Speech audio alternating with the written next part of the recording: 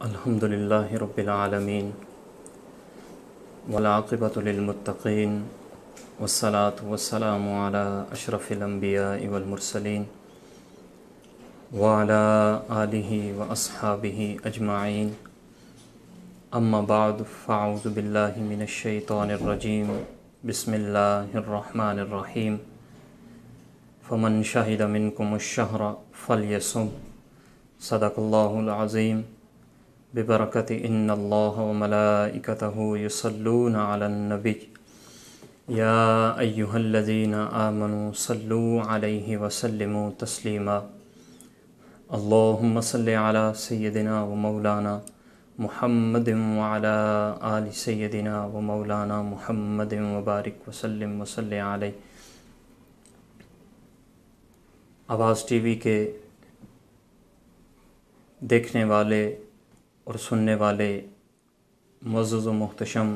سامعین و ناظرین، پروگرام رمضان اور قرآن کے ساتھ ایک مرتبہ پھر آپ کی خدمت میں حاضر ہیں۔ ہر روز رات 10:30 بجے آپ رمضان اور قرآن کے حوالے سے مختلف علماء کرام سے قرآن مجید فرقان امید کی اہمیت کو، روزے کی اہمیت کو سن رہے ہیں۔ ہمارا یہ پروگرام روزہ اور اس کے مسائل کے حوالے سے ہے، جس میں آپ کے سوالات، ان کے جوابات بھی دیے جاتے ہیں، اور روزے کے متعلق عام لوگوں کو جتنی بھی مشکلات کا سامنا کرنا پڑتا ہے، بعض دفعہ روزے کی حالت میں انسان سے کچھ ایسے معاملات سرزد ہو جاتے ہیں کہ جن کی وجہ سے عام آدمی سارا دن اس شش و پنج میں گزار دیتا ہے کہ پتہ نہیں اس کا یہ روزہ مکمل ہوا یا نہیں ہوا۔ تو اس طرح کے جتنے بھی مسائل ہیں، ہم اس پروگرام میں یعنی روزہ اور اس کے مسائل کے حوالے سے آپ کے ساتھ ان مسائل کو ڈسکس کرتے ہیں۔ تو پچھلے پروگرام میں بھی میں نے آپ حضرات کے سامنے چند چیزیں وہ بیان کی تھیں کہ جن سے ہمیں یہ پتہ چل سکے کہ اللہ رب العزت نے جو شریعت ہمیں دی ہے، اس شریعت نے کن افراد کو اس روزے کا مکلف بنایا ہے۔ تو اس ضمن میں نے 5 اشخاص کا ذکر کیا تھا کہ جن کو اللہ رب العزت نے روزے کا مکلف بنایا ہے۔ ان میں سے سب سے پہلا کہ انسان مسلمان ہو، دوسرا انسان عاقل ہو، یعنی عقل والا ہو، پاگل مجنون وغیرہ نہ ہو۔ تیسرا جو شریعت نے جس شخص کو مکلف بنایا وہ ہے بالغ، یعنی نابالغ شخص کے اوپر روزہ جو ہے یہ فرض نہیں ہے۔ چوتھا وہ جو انسان مقیم ہو، مسافر نہ ہو، اقامت کی حالت میں ہو، اس شخص کو شریعت نے روزے کا مکلف بنایا ہے۔ اور پانچواں وہ شخص جو بیمار نہ ہو، تندرست ہو، تو وہ شخص جو ہے وہ روزے کا مکلف بنایا گیا ہے۔ اب یہ چیز جب ہمیں پتہ چل گئی کہ ان 5 اشخاص کو شریعت نے روزے کا مکلف بنایا ہے، تو اب دوسری چیز جو پچھلے پروگرام میں بھی میں نے عرض کی تھی وہ یہ تھی کہ روزہ شریعت مطہرہ نے ہر شخص کے اوپر فرض کیا ہے، لیکن کچھ لوگ ایسے بھی ہیں جن کو شریعت مطہرہ نے گنجائش دی ہے، ان کے لیے رخصت رکھی ہے۔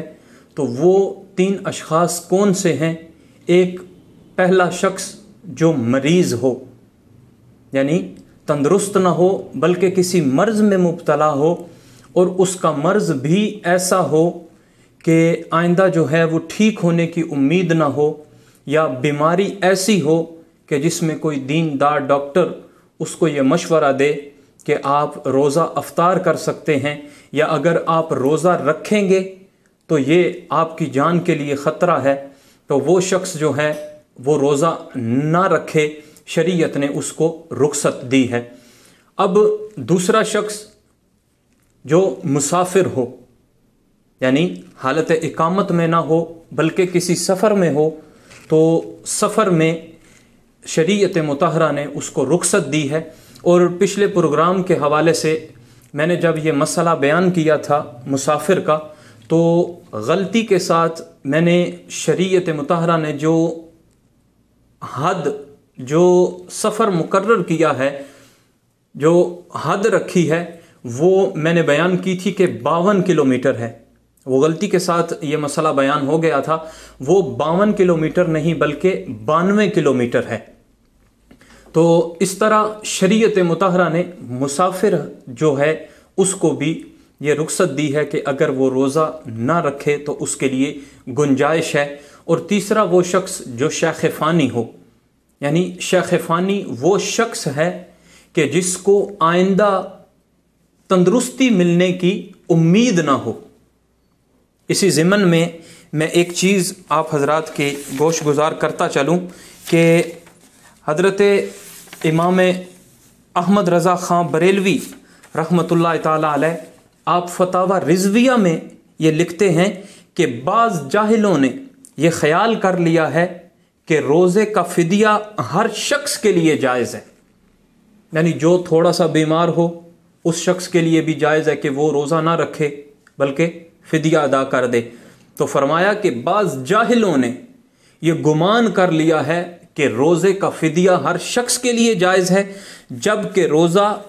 میں اس کو کوئی تکلیف نہ ہو، یعنی اگر تھوڑا بہت روزہ اس کو تکلیف دے رہا ہے تو اب اس شخص نے یہ سمجھ لیا ہے کہ اس کا بدلہ جو ہے وہ فدیہ ہے، تو وہ روزے چھوڑ کر وہ فدیہ ادا کرنے پر جو ہے وہ زیادہ اس کو ترجیح دیتے ہیں لوگ۔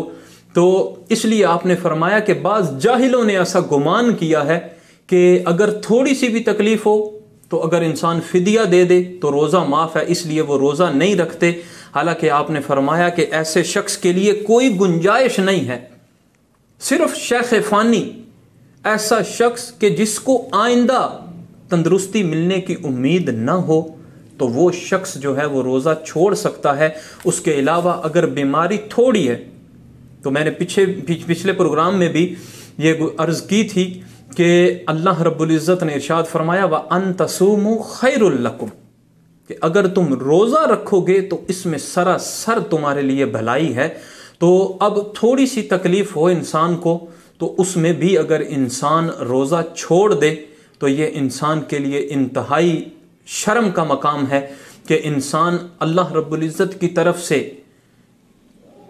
اللہ رب العزت نے جو اس کو مکلف بنایا ہے، جو اللہ رب العزت نے اس کو شریعت دی ہے، اس پر روزے فرض کیے ہیں، یہ صرف گنتی کے چند ایام ہیں۔ اگر انسان اس میں کما حق ہو اللہ رب العزت کے حکم پر عمل کرے تو اللہ رب العزت ڈھیر ساری رحمتیں، برکتیں اس انسان کی جھولی میں ڈال دے گا۔ تو اس لیے ہمیں چاہیے کہ ہم تھوڑی سی تکلیف میں بھی اللہ رب العزت کا حکم سمجھتے ہوئے یہ رمضان المبارک کے روزے رکھیں، اور صرف فدیہ اس شخص کے لیے جائز ہے جو شیخ فانی ہو، کہ جس کو آئندہ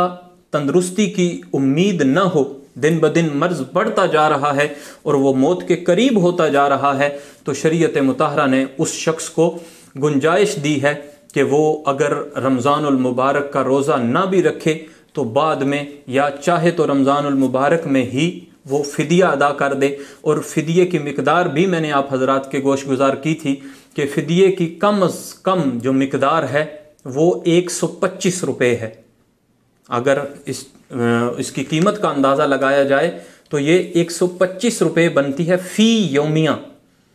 ایک دن کا جو ہے وہ 125 روپے۔ تو اب 29 دن ہیں یا 30 دن ہیں، تو اس حساب سے انسان ان کے ساتھ ضرب دے کر اس فدیے کو تو انسان ادا کرے، لیکن یہ فدیے کی کم سے کم مقدار ہے۔ یہ بات ذہن میں رکھیے گا کہ یہ فدیے کی کم سے کم مقدار ہے۔ جن کو اللہ رب العزت نے زیادہ رزق کی فراوانی عطا فرمائی ہے تو وہ اس حساب سے ہی اپنا فدیہ ادا کریں۔ اب یہاں پہ ہم آج ان چیزوں کو چند ان مسائل کو ڈسکس کرنے کی کوشش کریں گے کہ جن کے ساتھ روزہ جو ہے انسان روزے کی حالت میں ہو تو ان چیزوں کے واقع ہونے سے، ان چیزوں کے کرنے سے انسان کا روزہ جو ہے وہ ختم نہیں ہوتا، انسان کا روزہ فاسد نہیں ہوتا، بلکہ انسان کا روزہ برقرار رہتا ہے۔ ان میں سے سب سے پہلی چیز کہ اگر کوئی انسان بھول کر کھا پی لے، کیونکہ میرے نبی پاک صلی اللہ علیہ وبارک وسلم آپ نے ارشاد فرمایا کہ جو شخص روزے کی حالت میں بھول کر کھائے پیے تو اللہ رب العزت کی ذات اس شخص کو کھلا پلا رہی ہے۔ یہ اللہ رب العزت کی طرف سے ہوتا ہے کہ انسان بھول کر کوئی چیز کھا لے، لیکن اگر کھاتے ہوئے انسان کو یاد آ گیا کہ اس کا روزہ ہے تو پھر اس کے لیے ضروری ہے کہ جو چیز اس کے منہ میں ہے اس کو باہر نکال دے، بجائے اس کے کہ وہ اس چیز کو نگل لے۔ جب وہ انسان روزہ یاد آنے کی بنا پر اس چیز کو نگل لے گا تو پھر اس انسان کا روزہ فاسد ہو جائے گا۔ باقی رہی یہ صورت کہ انسان نے اگر بھول کر کھا پی لیا تو یہ شریعت مطہرہ نے اس کے لیے رخصت رکھی ہے کہ اس انسان کا روزہ جو ہے وہ فاسد نہیں ہوگا۔ تو جو شخص، یہ مسئلہ یاد رکھیے کہ جو شخص بھول کر کھا پی لے تو اس شخص کا روزہ جو ہے وہ فاسد نہیں ہوتا، بلکہ اس شخص کا روزہ برقرار رہتا ہے۔ اب دوسرا مسئلہ کہ جس شخص نے روزے کی حالت میں جمع کر لیا، یعنی اپنی بیوی کے ساتھ ہم بستری کر لی، تو اس شخص کا بھی روزہ فاسد نہیں ہوگا، بشرطے کہ یہ بھول کر ہوا ہو۔ یعنی اگر بھول کر اس نے جمع کیا ہے تو پھر اس کا روزہ فاسد نہیں ہوگا، لیکن اگر اس نے جان بوجھ کر جمع کیا یا جان بوجھ کر کھایا پیا تو اس شخص کا روزہ جو ہے وہ فاسد ہو جائے گا۔ اور اگر اس نے جمع بھی کیا یا بھول کر بھی کھایا پیا تو چاہے وہ فرض روزہ ہو یا وہ نفلی روزہ ہو، اس شخص کا روزہ جو ہے وہ برقرار رہے گا۔ لیکن اگر اس نے جان بوجھ کر کھایا پیا یا جان بوجھ کر جمع کیا تو پھر اس شخص کا روزہ جو ہے وہ فاسد ہو جائے گا۔ اور یہاں پر ایک اور مسئلہ کہ روزے کی حالت میں اگر انسان پر غسل جو ہے وہ فرض ہو جائے، یعنی روزے کی حالت میں اگر انسان کو احتلام ہو جائے تو کیا اس کا روزہ باقی رہتا ہے یا نہیں رہتا؟ عام طور پر ہمارے لوگوں میں یہ بات زیادہ مشہور ہے کہ جس شخص کو روزے کی حالت میں احتلام ہو گیا، یعنی اس پر غسل جو ہے وہ فرض ہو گیا، تو اس کا روزہ جو ہے وہ ختم ہو جاتا ہے، اس کا روزہ فاسد ہو جاتا ہے، ٹوٹ جاتا ہے۔ تو یہ مسئلہ ذہن میں رکھیے۔ صحیح مسئلہ یہ ہے کہ روزے کی حالت میں اگر انسان سو گیا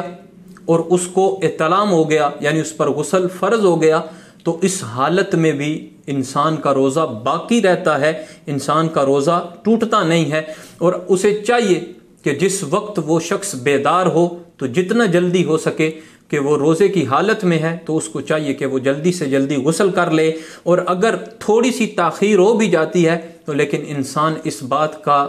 ذہن میں رکھے یہ بات کہ ایک نماز کا وقت جو ہے وہ قضا نہ ہو جائے، ایک نماز کے وقت سے زیادہ اگر روزہ قضا رہا، کیونکہ اگر انسان جنبی حالت میں ہوگا تو میرے نبی پاک صلی اللہ علیہ وبارک وسلم، آپ کا یہ فرمان سنیے کہ میرے نبی پاک صلی اللہ علیہ وبارک وسلم آپ نے ارشاد فرمایا کہ جس گھر میں کوئی جنبی آدمی موجود ہو اس گھر میں اللہ رب العزت کی طرف سے رحمت کے فرشتے نہیں اترتے، اس گھر میں رحمت کے فرشتے ہی نہیں آتے جس گھر میں جنبی آدمی موجود ہو۔ تو جس شخص کو روزے کی حالت میں احتلام ہو جائے تو اس کو چاہیے کہ وہ جب اس کی آنکھ کھلے تو وہ جلدی سے وہ غسل کر لے تاکہ وہ پاک صاف ہو جائے اور اس کا روزہ جو ہے وہ برقرار رہے۔ اب ایک اور مسئلہ ہے کہ اگر روزے کی حالت میں انسان کے حلق میں مکھی چلی گئی اور اس کو روزہ یاد ہے تو پھر بھی انسان کا روزہ جو ہے وہ نہیں ٹوٹے گا، کیونکہ اس کے اختیار کے بغیر اس کے حلق میں مکھی چلی گئی۔ تو اب اگر انسان جو ہے اس کو روزہ یاد ہو تو اس کا روزہ جو ہے وہ نہیں ٹوٹے گا۔ لیکن اگر انسان کے حلق میں کوئی گرد یا غبار چلی گئی تو پھر بھی اس حالت میں روزہ نہیں ٹوٹے گا، یعنی گرد و غبار، دھواں وغیرہ اگر انسان کے حلق میں چلا جائے تو اس سے بھی روزہ جو ہے وہ فاسد نہیں ہوتا۔ ہاں اگر قصدن، خود جان بوجھ کر اگر انسان اس دھوئیں کو اپنے حلق سے نیچے اتارے تو پھر اس صورت میں انسان کا روزہ جو ہے وہ فاسد ہو جائے گا۔ اسی لیے فقہا نے یہ جو ہم گھروں میں اگربتیاں جلاتے ہیں نا، یہ خوشبودار جو اگربتی ہوتی ہے تو اس کا دھواں، اس کی مہک اتنی تیز ہوتی ہے کہ انسان اگر اس کے قریب ہو تو اس کی خوشبو جو ہے وہ، اس کا دھواں وہ ایک دم سے انسان کے حلق میں چلا جاتا ہے۔ تو یہ بات یاد رکھیں کہ اگربتی روزے کی حالت میں جلانے سے پرہیز کریں، اگر اس کا دھواں آپ کے حلق میں چلا گیا تو آپ کا روزہ فاسد ہو جائے گا۔ اس کے علاوہ اگر انسان خود جان بوجھ کر قصدن دھوئیں کو یا غبار کو اپنے حلق سے نیچے اتارے تو اس صورت میں اس کا روزہ فاسد ہو جائے گا۔ ادروائز انسان اگر بغیر اس کے عمل دخل کے انسان کے منہ میں یا اس کے حلق میں کوئی گرد و غبار یا دھواں وغیرہ تھوڑا بہت چلا بھی جائے تو اس سے انسان کا روزہ جو ہے وہ فاسد نہیں ہوتا۔ اب ایک اور مسئلہ کہ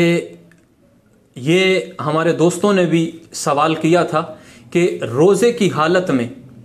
اگر انسان سر پر مہندی لگائے یا خوشبودار تیل لگائے تو کیا یہ دونوں کام کرنے سے اس حالت میں انسان کا روزہ باقی رہے گا یا نہیں؟ تو یہ بات یاد رکھیں کہ مہندی لگانے سے بھی انسان کا روزہ فاسد نہیں ہوتا، اور دوسرا خوشبودار تیل لگانے سے بھی انسان کا روزہ جو ہے وہ فاسد نہیں ہوتا۔ ایک اور مسئلہ کہ اگر انسان اپنے سر کے اوپر تیل لگائے یا سرما آنکھوں میں ڈالے تو فقہا نے لکھا ہے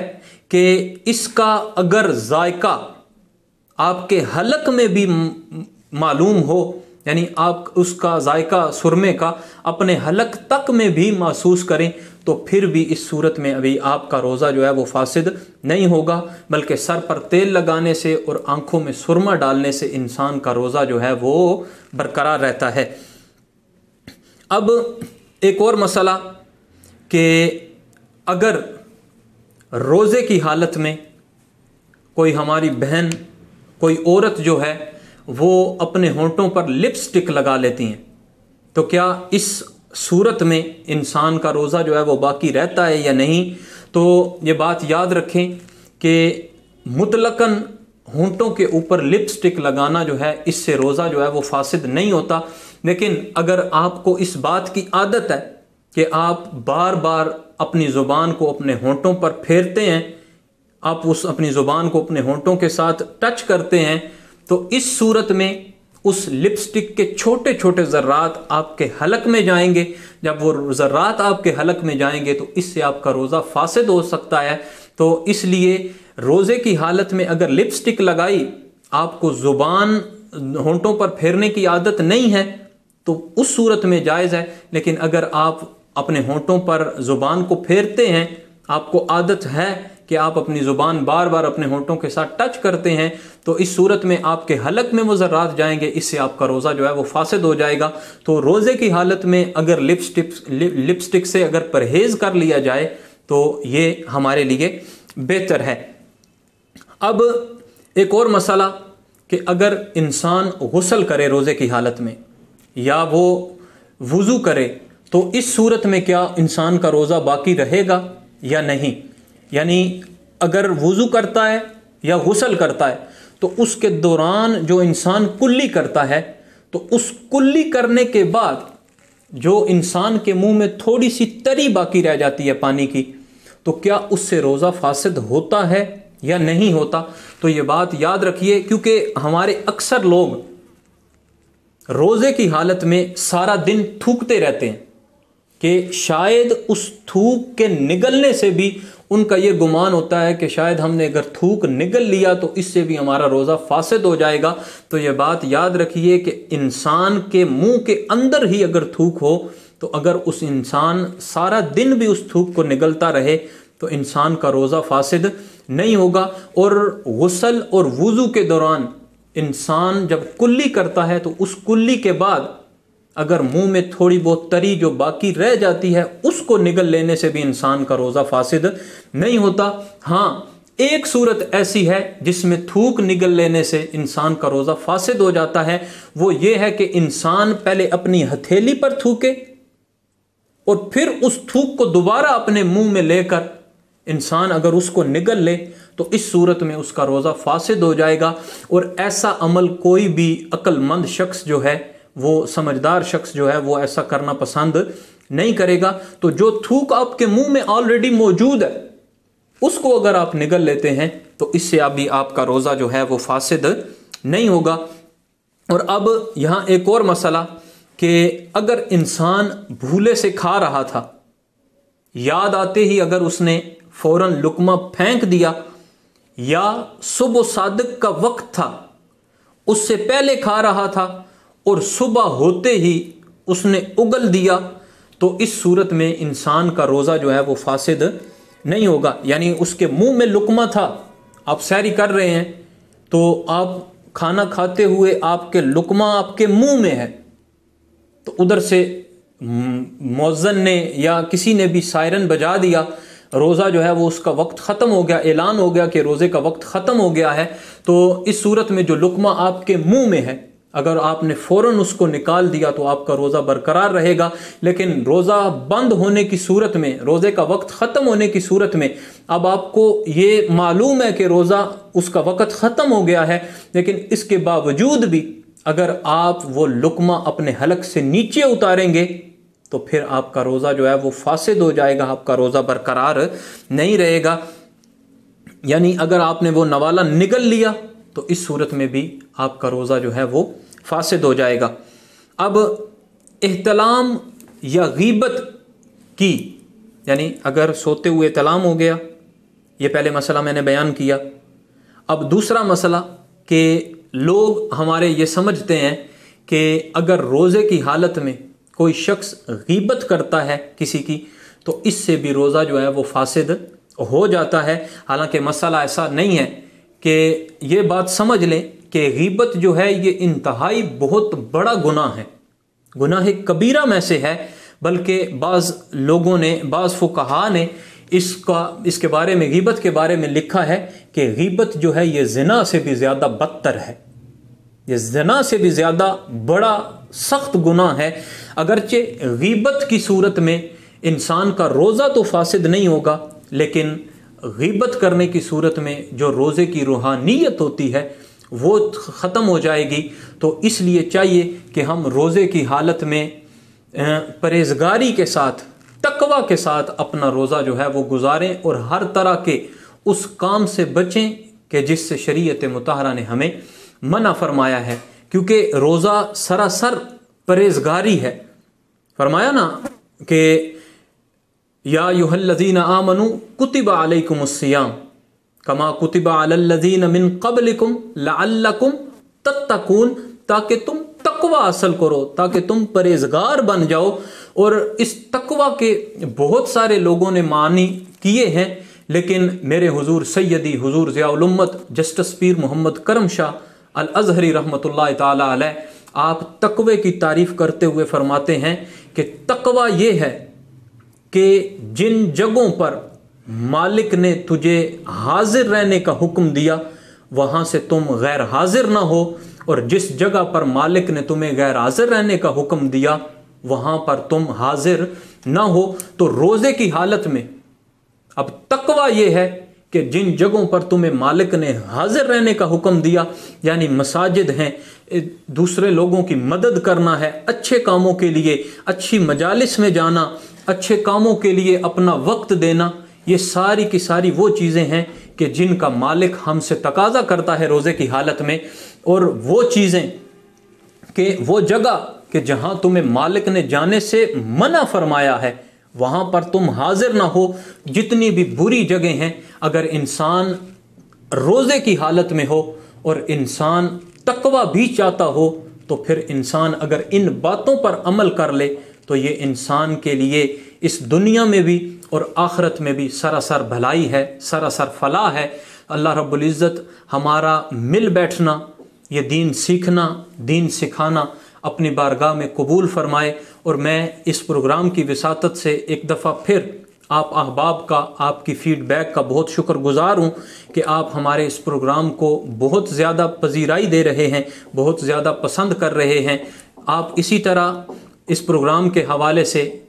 جو آواز ٹی وی کی وساطت سے آپ تک پہنچ رہا ہے، آپ اس پروگرام کے حوالے سے کوئی بھی سوال کرنا چاہیں، کوئی اپنی فیڈ بیک کا اظہار کرنا چاہیں تو ضرور کیجیے گا۔ ہمیں آپ کی فیڈ بیک کا انتظار رہتا ہے، ہمیں آپ کے سوالات کا انتظار رہتا ہے۔ اللہ رب العزت میرا آپ کا دین سیکھنا سکھانا اپنی بارگاہ میں قبول و منظور فرمائے۔ وآخر دعوانا ان الحمد للہ رب العالمین۔